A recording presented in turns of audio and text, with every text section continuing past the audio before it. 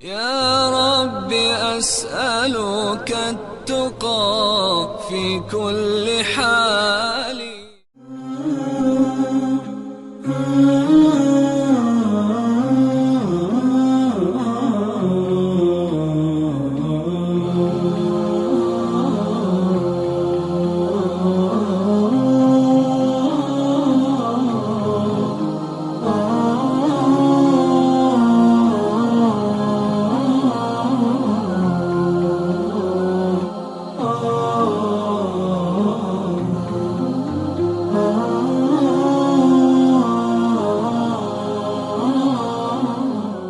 وخير الهدي هدي محمد صلى الله عليه وسلم وشر الأمور محدثاتها وكل محدثة بدعة وكل بدعة ضلالة وكل ضلالة في النار. يا أيها الذين آمنوا اتقوا الله حق تقاته ولا تموتن إلا وأنتم مسلمون. يا أيها الناس اتقوا ربكم الذي خلقكم من نفس واحدة وخلق منها زوجها وبث منهما رجالا كثيرا ونساء واتقوا الله الذي تساءلون به والأرحام إن الله كان عليكم رقيبا. يا أيها الذين آمنوا اتقوا الله وقولوا قولا سديدا يصلح لكم أعمالكم ويغفر لكم ذنوبكم ومن يطع الله ورسوله فقد فاز فوزا عظيما. قال الله تبارك وتعالى في القرآن المجيد: أعوذ بالله السميع العليم من الشيطان الرجيم من همزه ونفخه ونفثه. تلك الدار الآخرة نجعلها للذين لا يريدون علوا في الأرض ولا فسادا والعاقبة للمتقين. وقال النبي صلى الله عليه وآله وسلم: ما ذئبان جائعان أرسلا في غنم بأفسد لها من حرص المرء على المال والشرف لدينه. محترم سامعین، جس طرح کہ آپ نے سن لیا کہ میرا موضوع ہے خود نمائی اور اس کی مذمت، میں اللہ رب العزت سے یہ دعا کرتا ہوں کہ اللہ تعالیٰ مجھے کما حق ہو اس کو بیان کرنے کی اور اس کے بعد ہم سب کو اس پر عمل کی توفیق عطا فرمائے۔ یہ موضوع، اس کی اہمیت بہت زیادہ ہے۔ اس کی وجہ یہ ہے کہ یہ موضوع ایسے اعمال میں شمار ہوتا ہے کہ جن کا اگر لحاظ نہ کیا جائے تو انسان کے اعمال برباد ہو جاتے ہیں۔ عام طور پر اس سے ملتا جلتا موضوع وہ ریاکاری ہے، لیکن ریاکاری اور خود نمائی میں ایک معمولی سا فرق ہے۔ حقیقت حال اللہ تعالیٰ جانتے ہیں۔ وہ فرق یہ ہے کہ ریاکاری عمل کی ابتدا ہی لوگوں کو دکھانے کے لیے ہوتی ہے، عمل کرنے کا مقصد ہی لوگوں کو دکھانا ہوتا ہے، یعنی کہ نیت پہلے سے خراب ہے اور عمل بعد میں وقوع میں آیا۔ جبکہ خود نمائی ایک ایسی چیز ہے کہ جس میں عمل بعض دفعہ خالصتاً اللہ کے لیے ہوتا ہے، بعض دفعہ دکھلاوا مقصود نہیں ہوتا، لیکن بعد میں انسان کے دل میں یہ خواہش پیدا ہو جاتی ہے کہ یہ میرا عمل پھیل جائے، یہ میرا عمل لوگوں تک چلا جائے اور لوگ میرے اس عمل کے بارے میں کچھ نہ کچھ تبصرہ کر دیں۔ دل میں یہ بھی ہوتا ہے کہ یہ اللہ کے لیے ہے، لیکن اس کے ساتھ ساتھ وہ کچھ نہ کچھ لوگوں کی تعریف اور ان کی مدح کا طلبگار ہوتا ہے۔ یہ کچھ خود نمائی ہے۔ جو آیت مبارکہ میں نے آپ کے سامنے تلاوت کی، اللہ رب العزت نے فرمایا کہ یہ آخرت والا گھر ہم ان لوگوں کے لیے خاص رکھتے ہیں کہ جو زمین کے اندر کسی قسم کا علو، کسی قسم کی برتری اور لوگوں پر تعلی اور اپنے نفس کو بلند کرنے کا ارادہ نہیں رکھتے، اور نہ زمین کے اندر وہ کسی قسم کا فساد چاہتے ہیں، اور بہترین انجام تقوی اختیار کرنے والوں کے لیے ہے۔ خود نمائی کس کو کہتے ہیں؟ خود نمائی یہ ہوتی ہے کہ انسان اپنے آپ کو لوگوں سے بڑا ظاہر کرنے کی کوشش کرے۔ اگر وہ طالب علم ہے تو اپنے علم کو باقی طالب علموں سے اجاگر کرنے کی کوشش کرے۔ اگر وہ عالم دین ہے تو اپنے علم کو دیگر علماء پر فوقیت دینے کی کوشش کرے، اور اگر وہ عابد ہے، عبادت گزار ہے، تو وہ اپنی عبادت کو دوسرے لوگوں کی عبادت سے زیادہ اور بہتر ثابت کرنے کی کوشش کرے، اور اگر وہ سخی ہے، اللہ کے راستے میں خرچ کرنے والا ہے، تو اپنی سخاوت کو لوگوں پر زیادہ سے زیادہ ظاہر کرنا چاہے، اور اگر وہ مصنف ہے تو اپنی تصانیف کے ذریعے لوگوں پر اپنی علمی دھاک بٹھانا چاہے۔ الغرض کسی بھی زندگی کے شعبے کے اندر جب انسان کی سوچ یہ بن جاتی ہے کہ میرا یہ عمل ظاہر ہو جائے اور مجھے لوگوں پر فوقیت مل جائے، میں لوگوں سے کچھ بلند ہو جاؤں، تو یقیناً یہ صورت یہ خود نمائی کی بن جاتی ہے۔ نبی صلی اللہ علیہ وسلم کا فرمان جو میں نے آپ کے سامنے پیش کیا، آپ نے فرمایا کہ 2 بھیڑیے جائعان جو سخت قسم کے بھوکے ہوں، ان کو اگر بکریوں کے ریوڑ کے اندر چھوڑ دیا جائے تو بکریوں کے ریوڑ میں یہ 2 بھیڑیے اتنا نقصان نہیں کریں گے جتنا کہ نقصان وہ شخص کرتا ہے اپنے دین کا، کہ جس شخص کے دل کے اندر حرص ہوتا ہے مال کا، اور جس بندے کے دل میں حرص ہوتا ہے عہدے کا، کہ اس کو شرف مل جائے، اس کو عہدہ مل جائے، کسی نہ کسی طرح اس کا نام مشہور ہو جائے، اس کی تصاویر بازاروں پہ لٹک جائیں، لوگ اس کو جاننا شروع کر دیں، اس کے نام سے لوگ پہچانے کہ ہاں ہاں یہ فلاں شخص ہے۔ یہ شخص نبی صلی اللہ علیہ وسلم نے فرمایا کہ بھیڑیے سے زیادہ خطرناک ہے، بھیڑیے سے زیادہ فساد کرنے والا ہے۔ اور بھائیو، اس حدیث کی روشنی میں ہم اپنے آپ کو دیکھیں، یقیناً ہماری یہ کیفیت ہے، اگر کوئی عامی بندہ ہے دیہات کے اندر رہنے والا، وہ بھی یہ چاہتا ہے کہ میری شہرت ہو جائے۔ اور ابھی الیکشن ہونے والے ہیں، آپ دیکھیں گے کتنے لوگ اپنی تصاویر، اپنے فلیکس بنوا کے کسی نہ کسی سیاسی لیڈر کی ساتھ اپنی تصویر اتروا کے اس کو بازاروں پر لگوائیں گے، اور کتنے ہی لوگ، یعنی کہ یہ خود نمائی، اس کا تعلق دنیا سے بھی ہے اور دین کے ساتھ بھی ہے۔ دنیا دار آدمی دنیا کے معاملات میں اپنے آپ کو نمایاں کرنے کی کوشش کرتا ہے، اور اس کے برعکس جو دیندار آدمی ہوتا ہے وہ مسجد کے اندر، مدارس کے اندر، دینی کاموں کے اندر اپنے آپ کو ظاہر کرنے کی کوشش کرتا ہے۔ تو اس لیے یہ شخص، یہ خود نمائی کرنے والا شخص بھیڑیے سے زیادہ خطرناک ہے نبی صلی اللہ علیہ وسلم کے اس فرمان کے مطابق۔ اور اسی لیے صحابہ کرام کی زندگیوں کو اگر ہم دیکھیں تو ان کی زندگیاں ہمیں بڑی عجیب معلوم ہوتی ہیں۔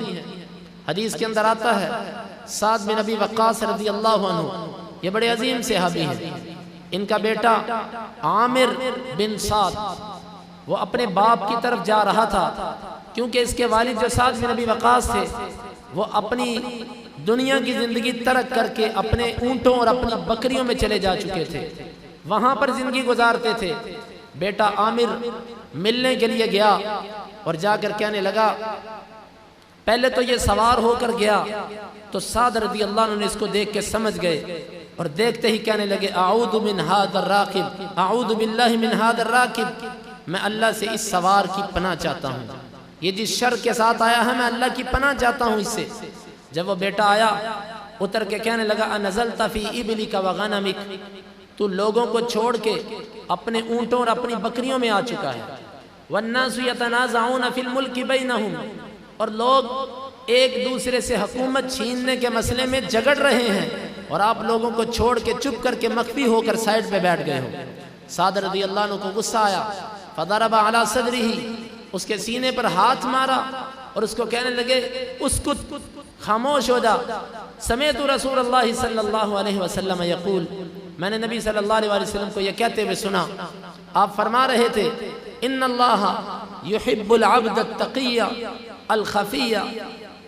آپ صلی اللہ علیہ وسلم نے فرمایا کہ اللہ رب العزت اس بندے سے محبت کرتا ہے، التقی، جو تقوی والا ہے، الغنی، لوگوں سے بے پرواہ ہے، الخفی، اور مخفی زندگی گزارنے والا ہے۔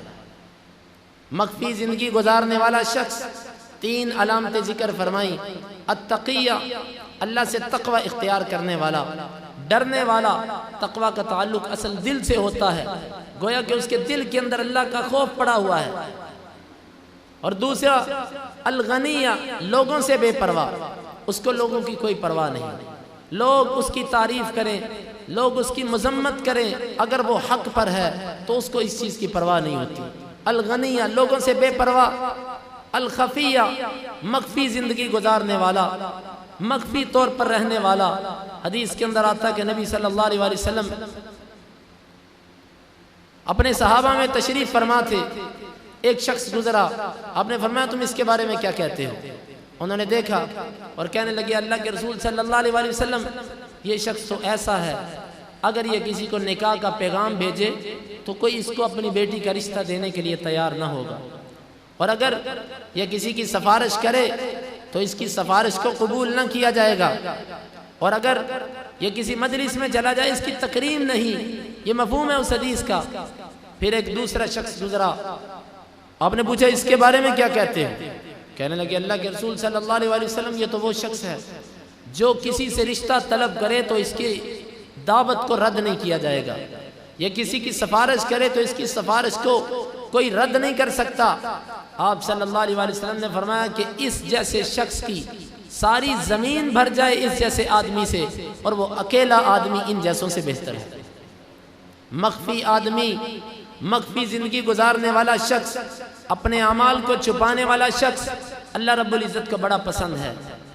ابو ذر غفاری رضی اللہ عنہ اور اسی طرح ابو درداء رضی اللہ عنہ، یہ وہ عظیم لوگ تھے جو صحابہ کی محفلوں اور ان کی مجلسوں کو چھوڑ کے تنہائی میں اس لیے چلے گئے تھے کہ ہمارے عمل کو کوئی دیکھ نہ سکے، ہم مخفی طور پر اپنی زندگی گزاریں تاکہ ہمارا معاملہ صرف اور صرف ہمارے رب کے ساتھ ہو۔ مخفی زندگی یہ بڑی عظیم زندگی ہوتی ہے۔ فَلَا تَعْلَمُ نَفْسٌ مَّا أُخْفِيَ لَهُم مِّن قُرَّةِ أَعْيُنٍ، مفسرین نے اس آیت کی تفسیر میں لکھا ہے کہ اللہ رب العزت نے کسی نفس کو نہیں معلوم کہ اس کے لیے اللہ نے کتنا مخفی کر کے رکھا ہے اس کی آنکھوں کی ٹھنڈک کو۔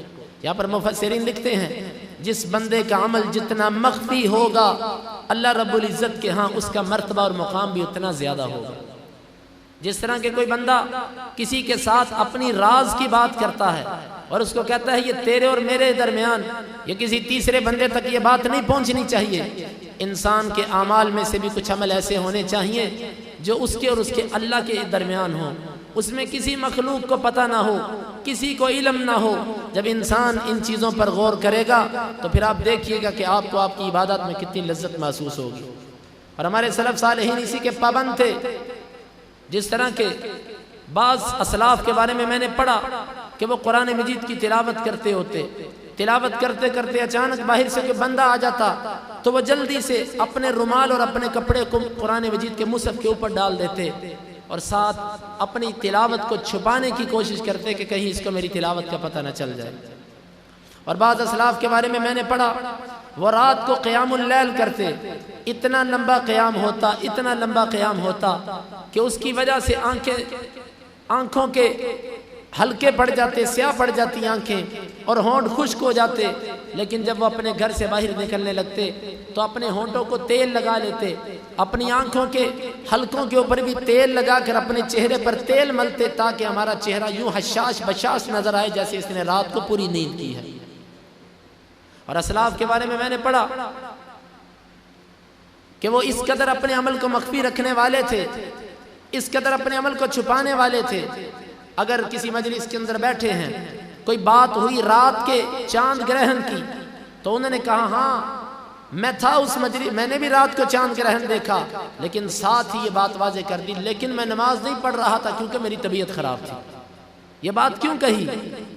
یہ بات اس لیے کہی کہ چاند گرہن جس نے دیکھا یقیناً وہ جاگتا ہوگا، اور جو جاگتا ہوگا وہ نیک بندہ تہجد بھی پڑھتا ہوگا، اور ساتھ ہی یہ کہہ دیا کہ نہیں میری طبیعت خراب تھی جس کی وجہ سے میں نے رات کو تہجد نہیں پڑھی، اور یہ سچ تھا۔ کتنے ایسے واقعات ہمیں اسلاف کی زندگیوں میں ملتے ہیں کہ وہ اپنے عمل کو چھپانے والے، اس کو مخفی رکھنے والے، اس کو ظاہر نہ کرنے والے تھے، لیکن ہمارا معاملہ اس کے برعکس ہے۔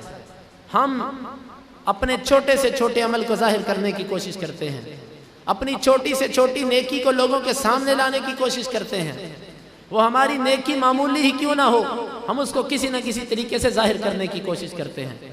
بھائیو یہ خود نمائی ہے جو انسان کے دل کو برباد اور ہلاک کر دیتی ہے۔ نبی صلی اللہ علیہ وسلم کا ایک اور فرمان سنیے، آپ صلی اللہ علیہ وسلم نے فرمایا، سنن ابن ماجہ کی روایت اور شیخ البانی رحمہ اللہ نے اس روایت کو حسن قرار دیا ہے۔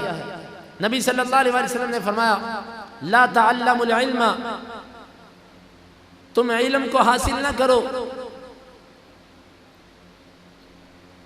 لتباہوا بہ العلماء، تاکہ تم اس کے ساتھ علماء پر فخر نہ کرو، علماء کے ساتھ تم برابر کی جوڑ نہ بننے کی کوشش کرو، ولا لتماروا بہ السفہاء، اور نہ علم اس لیے سیکھو کہ تم کم عقل لوگوں کے ساتھ اس پر جھگڑا کرو گے۔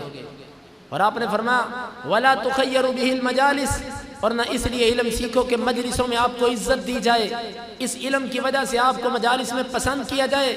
فمن فعل ذلك فالنار النار، آپ نے فرمایا جس بندے نے یہ کام کیے اس کے لیے آگ ہے، آگ ہے۔ کتنی باتیں؟ 3 باتیں۔ علم کو اس لیے حاصل نہ کرو کہ میرا شمار علماء میں ہونا شروع ہو جائے اور میں کتابیں لکھ کے، تصانیف کر کے، بیانات کر کے علماء کے موقفوں پر اپنی رائے قائم کروں، ان کے اوپر رد کروں اور ان کے موقف کو نیچے کرنے کی کوشش کروں۔ جو اس کام کے لیے علم حاصل کرتا ہے، نبی صلی اللہ علیہ وسلم نے فرمایا اس بندے کے لیے آگ ہے، آگ ہے۔ اور پھر فرمایا کہ اس لیے علم نہ حاصل کرو کہ تم کم عقل لوگوں سے بحثیں کرو گے، ان کے منہ بند کر دو۔ بعض لوگ اس لیے علم حاصل کرتے ہیں کہ میں فریق مخالف کو خاموش کروا دوں، اس کو بند کر دوں۔ امام شافعی رحمہ اللہ کے بارے میں آتا ہے اور فرماتے ہیں کہ میں نے جس بندے سے بھی اپنی زندگی میں مناظرہ کیا ہے، جس بندے سے بھی اپنی زندگی میں گفتگو کی ہے، میں نے اس غرض سے کی ہے کہ اللہ تعالیٰ حق کو واضح کر دے اور جو غلطی ہے اللہ تعالیٰ اس کو بھی ظاہر کر دے۔ میں نے کبھی بھی اس مقصد کے لیے کسی سے مناظرہ نہیں کیا کہ میں اپنے نفس کو اونچا کر لوں۔ لیکن آج کیا ہے؟ آج علماء تو علماء، عوام الناس بھی ایک دوسرے پر اپنے آپ کو بلند کرنے کی کوشش کرتی ہے۔ اور اسی طرح آپ نے فرمایا کہ علم اس لیے حاصل نہ کرو کہ مجالس کے اندر تمہیں مختار سمجھا جائے، تمہیں عزتیں دی جائیں۔ بہت سارے بچے، بہت سارے لوگ ایسے ہوتے ہیں جو علماء کو جب عزت دیکھتے ہیں، علماء کی مجالس کے اندر ان کو عزت مل رہی ہے تو وہ اسی عزت کی خاطر، وہ اسی عہدے کی خاطر، وہ اسی شرف کی خاطر اپنے بچوں کو علم کے لیے وقف کرتے ہیں کہ ہمارا بیٹا بھی عالم بنے، اس کے اشتہارات چھپے، اس کا نام پھیل جائے، یہ جس مجلس کے اندر جائے آگے پیچھے اس کے لوگ چلیں۔ لیکن بھائیو، ایسا علم جو حاصل کیا جاتا ہے مجالس میں عزت پانے کے لیے، یہ مجلس بھی، یہ علم بھی انسان کے جہنم میں جانے کا باعث ہے، جہنم میں جانے کا باعث۔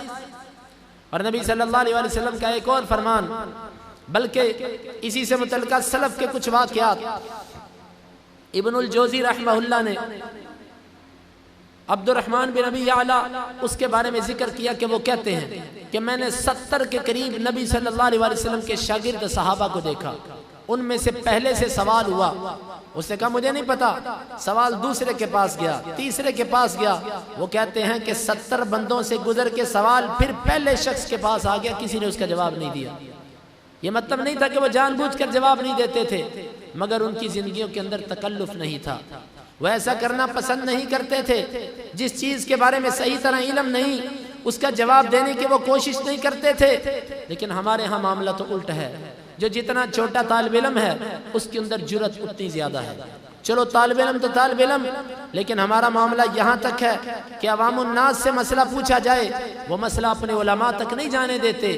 خاص طور پر ہمارے وہ لوگ جن کو اللہ نے توحید کی سمجھ دی ہوئی ہے، وہ اپنے علماء تک مسئلہ پہنچنے نہیں دیتے، اس سے پہلے اس کا جواب دے کے معاملے کو ختم کر دیتے ہیں۔ بلکہ یہ تو یہاں تک، اس سے بڑھ کر بھی کچھ ماجرا ہے۔ کچھ لوگ ان کے پاس علم نہیں ہوتا لیکن وہ اہل علم پر رد کرنا اور ان کے اوپر نقد کرنا، ان پر تنقید کرنا، یہ اپنے لیے باعث فخر سمجھتے ہیں۔ بھائیو، ان حدیث پر غور کیجئے، یہ حدیث واللہ ہمارے اعمال کو، اگر ان پر عمل نہ کیا گیا تو ہمارے اعمال کو برباد کر دیا جائے گا۔ نبی صلی اللہ علیہ وسلم کا فرمان، آپ نے فرمایا کہ رب اشعث مدفوع بالابواب لو اقسم علی اللہ لابر، کتنے ایسے لوگ جو باطنی طور پر اتنے اللہ کے ساتھ جڑے ہوئے ہیں لیکن ظاہر کے اندر ان کی لوگوں کے ہاں کوئی عزت نہیں ہوتی، ان کا کوئی مقام نہیں ہوتا، لوگ ان کو پسند نہیں کرتے، نہ ان کا لباس بہترین، نہ ان کی پاس کوئی مال و دولت، لوگ ان کو فقیر سمجھتے ہیں، لوگ ان کو حقیر سمجھتے ہیں، لیکن آپ نے فرمایا اللہ کے ساتھ ان کے تعلق کی کیفیت یہ ہوتی ہے لو اقسم علی اللہ لابرہ، اگر وہ اللہ کو قسم کھا کے کہہ دیں کہ اللہ تجھے قسم ہے کہ تو اس کام کو پورا کر، اللہ رب العزت اس کو پورا کر دیتے ہیں۔ اس لیے بھائیو اپنے عمل کو مخفی کرنے کی کوشش کریں، اپنی نیکی کو چھپانے کی کوشش کریں۔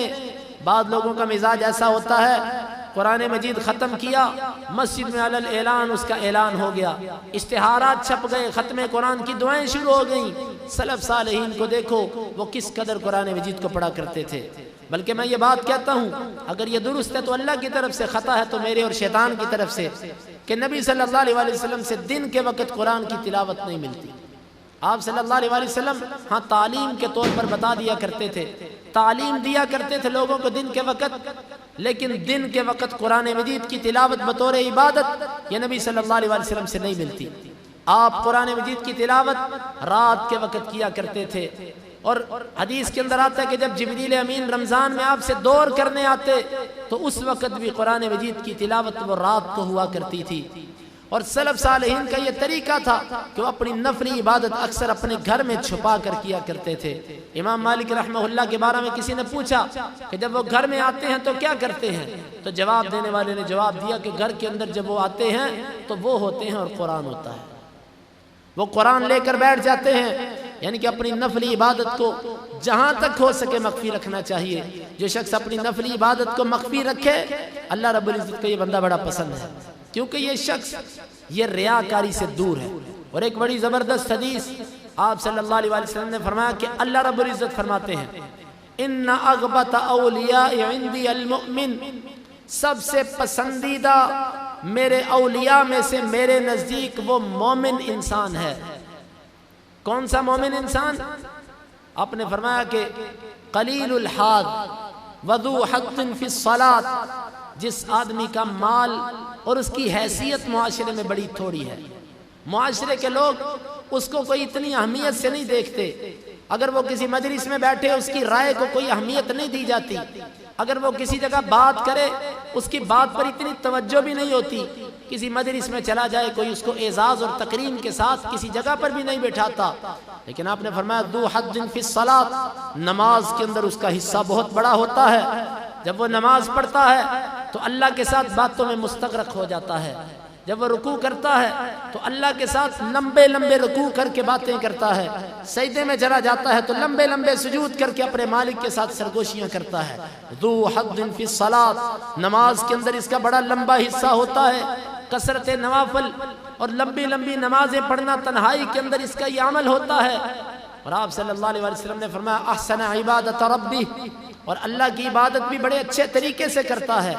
نبی صلی اللہ علیہ وسلم نبی ہونے کے بعد آپ ہر نماز کے بعد یہ دعا کیا کرتے تھے ربی اعنی علی ذکرک و شکرک و حسن عبادتک، اے میرے اللہ بہترین ذکر کرنے پر اور اچھی عبادت کرنے پر تو میری مدد فرما۔ آپ نے فرمایا کہ بڑی اچھی عبادت کرنے والا ہے، اور آپ نے فرمایا کہ تنہائی کے اندر اپنے رب کی اطاعت کرنے والا ہے۔ وَأَطَاعَ رَبَّهُ فِي السِّرِّ، تنہائی کے اندر اپنے رب کی اس نے اطاعت کی۔ اس کی وجہ یہ ہے کہ ہمارے ہاں تضاد ہے، تضاد۔ تنہائی کے اندر جب نماز پڑھتے ہیں تو 2 منٹ کی، اور جب مصلی پر کھڑے ہو کر جماعت کرواتے ہیں تو 15 منٹ کی۔ لوگ ہمیں دیکھتے ہوں تو نفل پڑھے جاتے ہیں 5 منٹ میں، کوئی نہ دیکھتا ہو تو پڑھا جاتا ہے 1 یا 1.5 منٹ کے اندر۔ میرے بھائیوں جب یہ خلوت اور جلوت کا تضاد ختم ہو گیا، جس وقت لوگوں کے سامنے اور تنہائی کا عمل کا جو فرق ہے جب یہ مٹ گیا تو سمجھیے کہ یہ علامت ہے کہ اللہ تعالیٰ نے ہمارے دل سے خود نمائی کو ختم کر دیا ہے، اللہ تعالیٰ نے اس بیج کو کاٹ کے رکھ دیا ہے۔ اس لیے سب سے پہلے انسان اپنے ظاہر اور اپنے باطن کے تضاد کو ختم کرے۔ لوگوں کے سامنے نماز پڑھو، عبادت کرو تو اللہ کے لیے، تنہائی کے اندر کرو تو وہ بھی اللہ کے لیے۔ اور آپ نے فرمایا کہ اس نے تنہائی کے اندر اپنے رب کی اطاعت کی، اللہ رب العزت کی اس نے ہر حکم کو مانا۔ اور آپ نے فرمایا کہ وَكَانَ غَامِزًا فِي النَّاسِ لَا يُشَارُ إِلَيْهِ بِالْأَصَابِ، اس لفظ پہ ذرا غور کیجئے گا، لوگوں کے اندر بڑا چھپا ہوا بندہ تھا، کوئی معروف نہیں تھا، کوئی اس کی شہرت نہیں تھی، کوئی اس کے اشتہارات نہیں چھپتے تھے، کوئی اس کو یوں دعوتیں نہیں دی جاتی تھی۔ وَكَانَ غَامِضًا فِي النَّاسِ، لوگوں میں بڑا چھپ کر زندگی گزارنے کا والا تھا۔ لا يُشَارُ إِلَيْهِ بِالْأَصَابِعِ، کوئی انگلی سے ایسے اس کی طرف اشارہ نہیں کرتا تھا، یہ فلاں شخص جا رہا ہے، یہ فلاں شخص جا رہا ہے، اس کو جانتا ہی کوئی نہیں، اتنا مخفی انسان تھا۔ آپ صلی اللہ علیہ وسلم نے فرمایا کہ یہ جس بندے کی حالت ہو کہ لوگوں کے اندر مخفی اور اس کی مالی کیفیت یہ ہو، وَكَانَ قَلِيلَ الْمَالِ وَكَانَ رِزْقُهُ كَفَافًا فَصَبَرَ عَلَى ذَلِكَ، اس کا رزق بھی بڑا پورا تھا، قوت لا یموت تھی کہ جتنا اس کو آتا اتنا اس کا ختم ہو جاتا، لیکن اس نے اس پر صبر کیا۔ آپ صلی اللہ علیہ وسلم نے فرمایا کہ اللہ تعالیٰ فرماتے ہیں کہ میرے ولیوں میں سے، میرے دوستوں میں سے سب سے قابل رشک انسان یہ ہے کہ جو اپنے اعمال، اپنی نیکی، اپنے تقوی، اس چیز کو چھپا کے رکھتا ہے۔ اور سلف صالحین اس بات کا بڑا اہتمام کیا کرتے تھے، بہت خیال کیا کرتے تھے۔ بعض اسلاف کے بارے میں آتا کہ جب قرآن مجید کی تلاوت کرتے ہوتے، آنکھوں سے آنسو بہتے اور ناک سے پانی بہنا شروع ہو جاتا، اچانک کوئی بندہ آ جاتا تو قرآن مجید کو چھپا کر تو آنکھیں ملنا شروع کر دیتے اور کہہ دیتے کہ آنکھوں سے پانی بہت نکل رہا ہے۔ زکام کی کیفیت بنی ہوئی ہے کہ جھوٹ بھی نہ ہوتا اور کسی نہ کسی طرح اپنے عمل کو مخفی بھی رکھ لیا جائے۔ یہ طریقہ تھا ہمارے اسلاف کا، جس بندے کا عمل جتنا مخفی ہوگا اللہ تعالیٰ کو اس بندے کا عمل اتنا زیادہ پسند ہے، اس لیے کہ اللہ تعالیٰ جانتے ہیں کہ اس نے عمل میرے لیے کیا ہے، اسی لیے لوگوں سے اس کو چھپانا چاہتا ہے، اسی لیے اس کو ظاہر نہیں کرنا چاہتا۔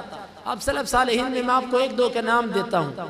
محمد بن سیرین رحمہ اللہ، مشہور تو یہ ہے کہ تعبیر الرؤیا یہ کتاب ان کی ہے، لیکن حقیقت یہ ہے کہ محمد بن سیرین کی یہ کتاب نہیں ہے، وہ تو کتاب لکھنے کے سخت خلاف تھے، وہ تصنیف کے قائل ہی نہیں تھے۔ وہ کہتے تھے کہ اپنے حافظے پر اعتماد کرو، زبانی یاد کرو جو یاد کرنا ہے، وہ لکھنے کے قائل نہیں تھے۔ لیکن محمد بن سیرین کا نام رہتی دنیا تک موجود ہے، لوگ اس کا نام لیتے، کوئی تصانیف نہیں کی۔ سفیان ثوری رحمہ اللہ کتنی کتابیں لکھی، ان کی کتابیں اب اس زمانے کے اندر واللہ عالم مخطوطوں کی شکل میں ہو سکتی ہیں، لیکن ان کی کتابیں نمایاں نہیں، لیکن نام اللہ رب العزت نے رہتی دنیا تک باقی رکھا۔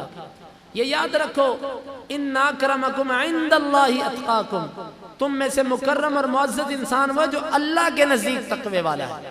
لوگوں کے نزدیک متقی بن کے، لوگوں سے تعریف کروا کے انسان کبھی بھی متقی نہیں بن سکتا۔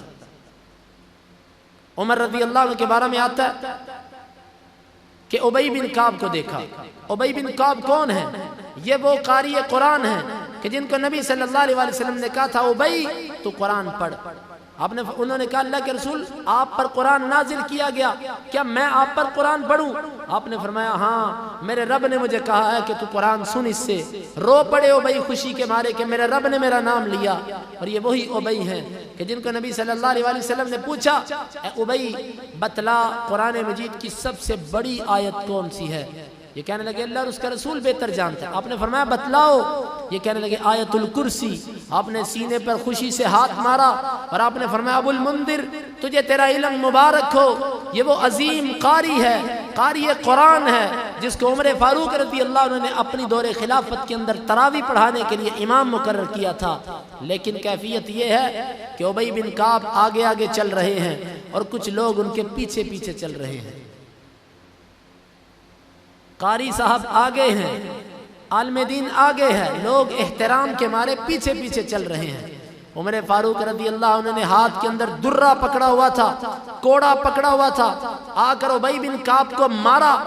انہوں نے اپنے ہاتھوں کے ساتھ دفاع کیا اور کہنے لگے امیر المومنین کیا ہوا؟ فرمانے لگے کہ تجھے نہیں پتا کہ تو آگے آگے چل رہا ہے، یہ ان لوگوں کا تیرے پیچھے چلنا کتنا فتنے کا باعث ہے، اور یہ جو لوگ تیرے پیچھے چل رہے ہیں یہ ان کے لیے کتنا ذلت کا مقام ہے، تجھے اتنا نہیں پتا؟ آپ اندازہ لگائیے کہ ہمارے ہاں تو یہ مسئلہ کچھ بھی نہیں، آگے چلنے والے کو اس کا احساس بھی نہیں، اور نہ ابی بن کعب کے دل میں یہ بات تھی۔ لیکن عمر فاروق رضی اللہ عنہ نے ان کا نمایاں طور پر چلنا، لوگوں کے آگے آگے ان کا قدم اٹھانا، اس چیز کو ناپسند کیا اور درہ لے کر ان کو مارنے پر تل گئے۔ نہ یہ دیکھا کہ یہ قاری قرآن ہے، لوگوں کا امام ہے، اس کو درہ پکڑ کے مارنا شروع کر دیا۔ علی رضی اللہ عنہ کے بارے میں آتا ہے، یہ دارمی کی روایت ہے، سنن دارمی، وہ لوگوں کو کہا کرتے تھے انی خفق نعالکم، یہ جوتیوں کی آہٹ جو ہے یہ میرے سے دور کرو، میرے پیچھے جو تم لے لے کے جوتے چلتے ہو یہ ختم کرو، میرے پیچھے یوں نہ آیا کرو۔ کس لیے؟ کہ وہ اس چیز کو بہتر سمجھتے تھے کہ یہ ہمارے نفسوں سے یہ دور ہو جائے۔ عبداللہ بن عمر رضی اللہ عنہ کو ایک بندے نے کہا، اے عبداللہ بن عمر، لا یزال الناس بخیر ما ابقاک اللہ فیہم، لوگ ہمیشہ خیر سے رہیں گے جب تک اللہ تعالیٰ آپ کو لوگوں میں باقی رکھے گا۔ عبداللہ بن عمر رضی اللہ عنہ کو غصہ آیا اس بات پہ، کہنے لگے کہ تو مجھے عراقی معلوم ہوتا ہے، عراقیوں کی یہ عادت ہے کہ وہ علماء کو ان کے مقام سے بڑھاتے ہیں، ان کی مدح سرائی ان کے منہ پر کرتے ہیں، یہ عراقیوں کی عادت ہے۔ اندازہ کیجئے کہ وہ اپنی تعریف اپنے منہ پر سننا ناپسند کرتے تھے کہ کہیں ہمارے نفس کے اندر عجب نہ پیدا ہو جائے۔ بھائیو، یہ ہے خود نمائی، اور اس کے بارے میں حدیث اور اس کے بارے میں جو مذمت آئی وہ میں نے چند حدیث آپ کے سامنے رکھی۔ اب آئیے، آیا کہ اس عجب اور خود نمائی کو ختم کیسے کیا جا سکتا ہے، اور سلف صالحین کے اس کے بارے میں کیا طریقے تھے، وہ کیسے اپنے آپ کو مخفی رکھنے کی کوشش کرتے تھے۔ آئیے ان طریقوں پر بھی تھوڑا سا غور کر لیجئے۔ سب سے پہلے یہ بات اپنے ذہن میں بٹھا لو کہ لوگ اگر آپ کی تعریف کریں تو وہ تعریف نہیں ہے۔ کیوں؟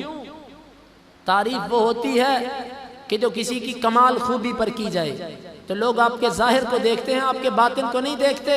آپ میرے ظاہر کو دیکھ رہے ہیں، میرے باطن کا آپ کو نہیں پتا کہ میں کیا ہوں۔ آپ میرے ظاہر کو دیکھ کر تعریف کریں گے، یہ ناقص تعریف ہوگی۔ اصل تعریف وہ ہے کہ وہ کرے جو دل کو جانتا ہو، اور تعریف وہ ہے جو اللہ رب العزت کرے۔ اللہ کی طرف سے جو تعریف آئے وہ اصل تعریف ہوتی ہے۔ لوگوں کی تعریف پر کبھی خوش نہ ہو، کبھی ان کی تعریف کو اپنے لیے سعادت کا سبب مت سمجھو، کیونکہ لوگوں کے اندر افراط و تفریط ہے۔ جس کے بارے میں چاہا غلو کر دیا، جس کے بارے میں چاہا تفریط سے کام لے لیا، اس کی شان کو نیچے کر دیا۔ لوگوں کا معاملہ ایسا ہی ہوتا ہے، جس کو چاہیں بڑھا چڑھا کر بیان کر دیں، جس کو چاہیں کم کر دیں۔ لوگوں کی تعریف پر کبھی بھی انسان کو خوش نہیں ہونا چاہیے۔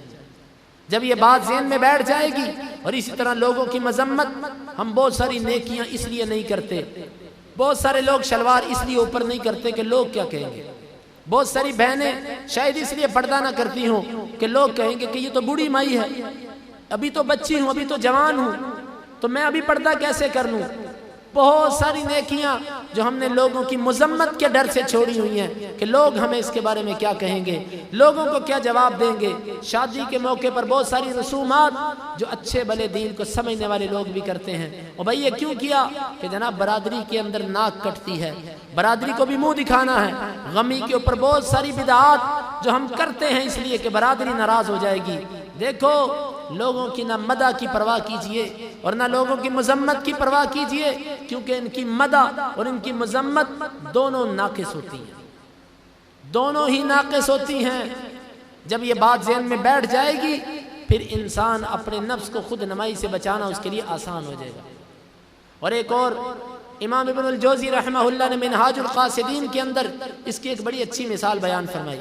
وہ کہتے ہیں خود نمائی کو ختم کرنے کا طریقہ یہ ہے کہ جیسے دل کے اندر یہ بیماری پیدا ہو، اس کو وہیں سے اکھاڑ کے پھینک دیں۔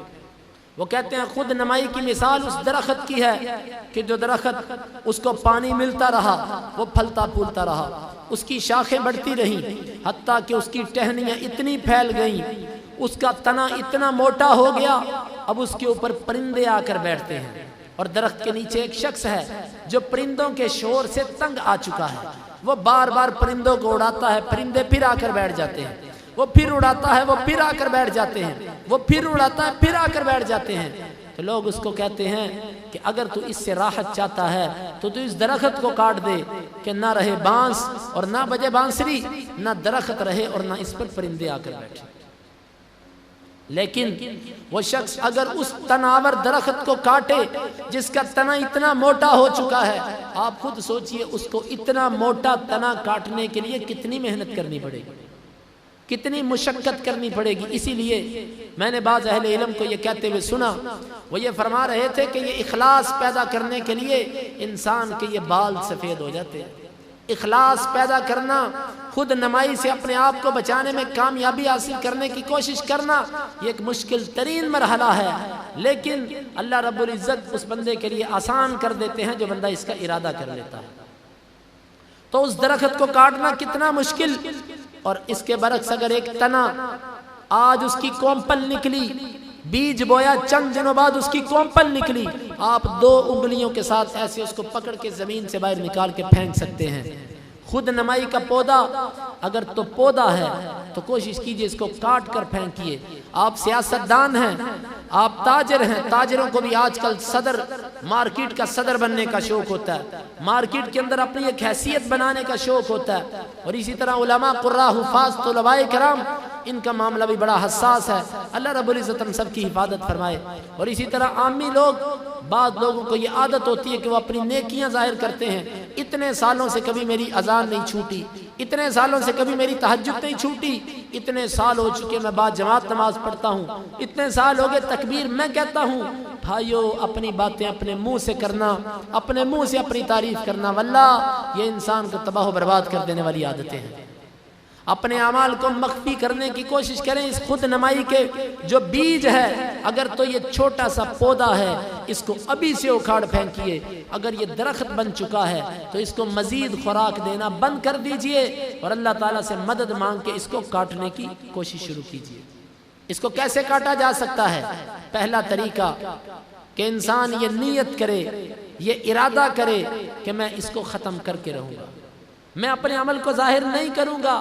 میں نے جس اللہ کے لیے کیا اس نے دیکھ لیا. شاہ ولی اللہ رحمہ اللہ کے بارے میں ہم نے پڑھا کہ ایک دفعہ انہوں نے تقریر کی کسی جگہ پر، بڑا مجمع تھا، اجتماع تھا، وہاں پر واز کیا. مجمع ختم ہو گیا، اجتماع ختم ہو گیا. ایک بابا جی آئے، وہ آج کا دور تھوڑی تھا، وہ تو پیدل آنے کا زمانہ تھا. ایک بابا جی آئے اور آ کر کہنے لگے، بیٹا میں یہاں پر درس سننے کے لیے آیا ہوں. انہوں نے کہا، بابا جی درس تو ختم ہو چکا. وہ کہنے لگے کہ بیٹا میں تو درس سننے آیا، مجھے کیا پتا. شاہ اسماعیل شہید رحمہ اللہ کے بارے میں آتا ہے، اس اکیلے بابا جی کو بٹھا کے انہوں نے ساری تقریر دوبارہ کر دی جو پورے مجمع کے اندر کی تھی. کیوں؟ وہ کہنے لگے پہلے بھی جو تقریر کی تھی وہ ایک اللہ کے لیے کی تھی، اب بھی جو تقریر کر رہا ہوں ایک اللہ کے لیے کر رہا ہوں.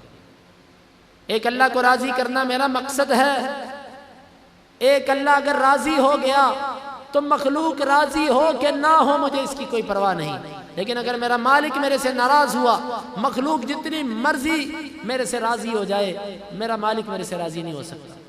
اور اس کی مختلف مثالیں کئی. جن لوگوں کو یہ بیماری پڑ جاتی ہے شہرت کی، پھر یہ ان کو تباہ و برباد کر کے رکھ دیتی ہے، پھر یہ ان کو دنیا میں بھی ذلیل کر دیتی ہے، آخرت تو آخرت، دنیا میں بھی ان کو ذلیل کر دیتی ہے. تو سب سے پہلے انسان یہ نیت کرے کہ میں اس بیماری کو ختم کرنا چاہوں گا. دوسرا طریقہ کثرت دعا.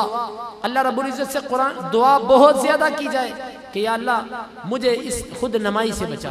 آپ نبی صلی اللہ علیہ وسلم کی دعائیں سنیں، آپ کے اذکار سنیں، آپ کو علم ہو جائے گا کہ آپ کس قدر خشوع و خضوع والے تھے. لیکن اس کے باوجود آپ اللہ رب العزت سے مختلف ایسی دعائیں کیا کرتے تھے جو ریاکاری سے بچنے کے لیے ہوتی تھی. تیسرا طریقہ قرآن مجید کی کثرت سے تلاوت. قرآن مجید کی بہت زیادہ تلاوت. وَنُنَزِّلُ مِنَ الْقُرْآنِ مَا هُوَ شِفَاءٌ.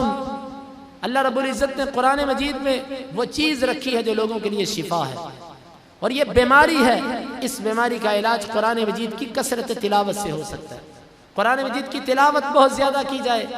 اور اسی طرح اس معاملے میں سلف صالحین کے واقعات پڑھے جائیں، نبی صلی اللہ علیہ وسلم کی حدیث کو دیکھا جائے کہ آپ کس قدر اس سے ڈرایا کرتے تھے اور کس قدر اس سے مخفی رہنے کی ترغیب ملتی ہے.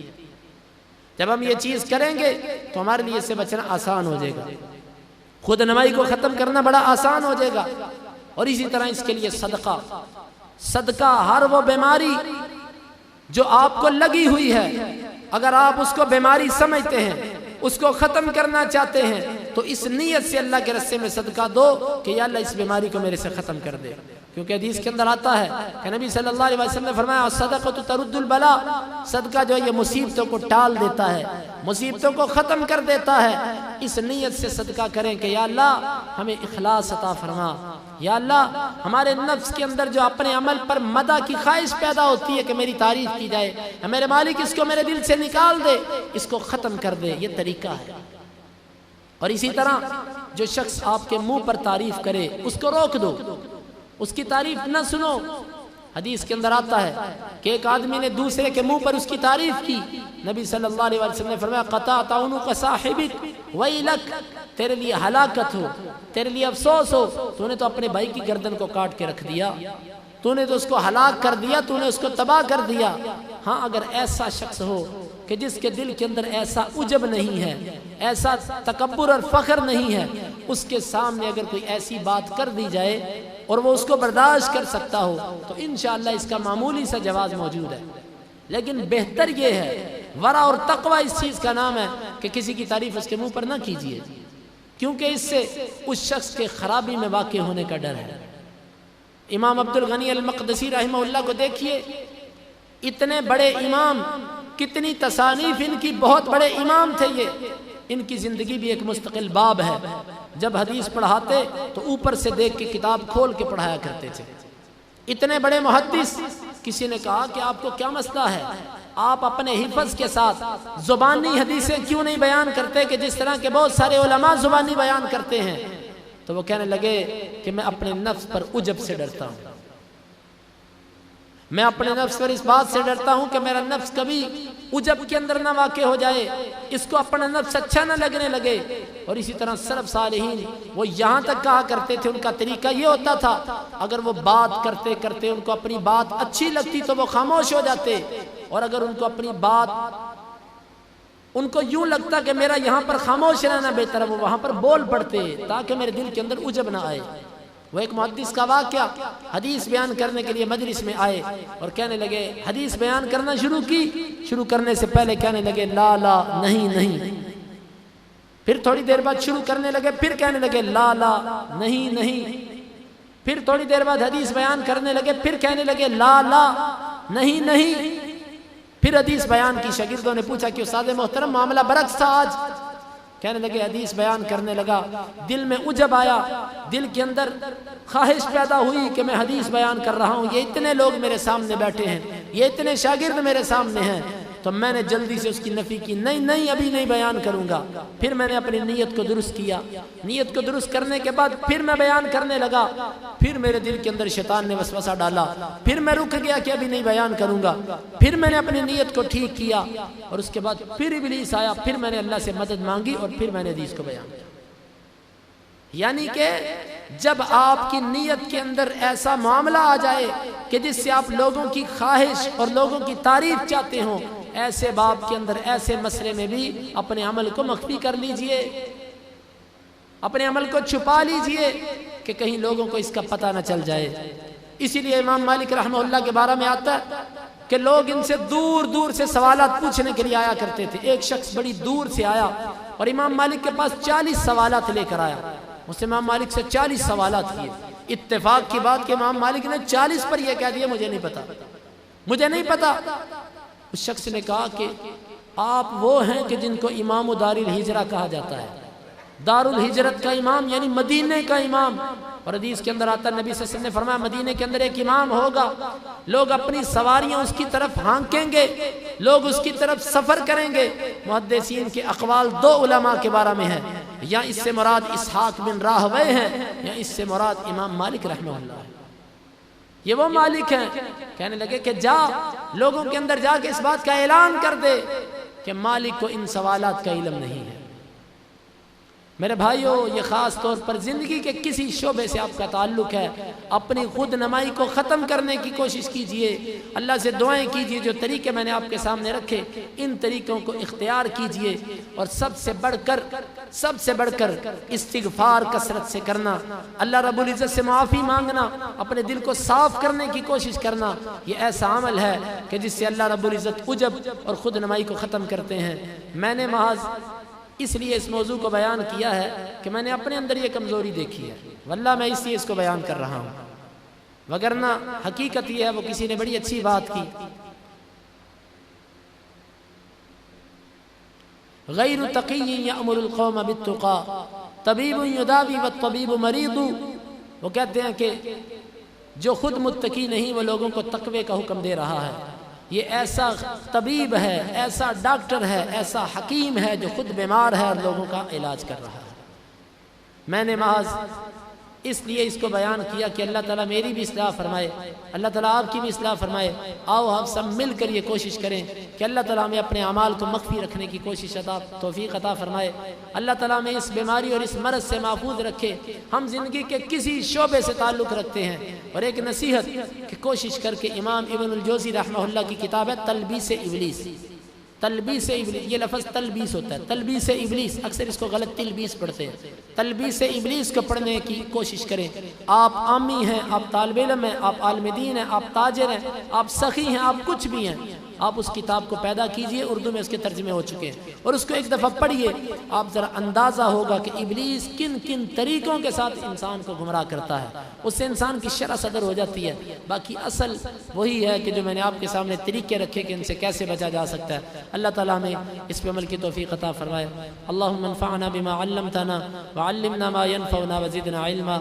اللہم اقسم لنا من خشیتک ما يحول بیننا وبین معاصیک، ومن طاعتك ما تبلغنا به جنتك، ومن اليقين ما تهون به علينا مصائب الدنيا، متعنا اللهم بأسماعنا وأبصارنا وقوتنا أبدا ما أحييتنا، واجعله الوارث منا، واجعل ثأرنا على من ظلمنا، ولا تجعل مصيبتنا في ديننا، ولا تجعل الدنيا أكبر همنا ولا مبلغ علمنا، ولا تسلط علينا من لا يرحمنا، وآخر دعوانا أن الحمد لله۔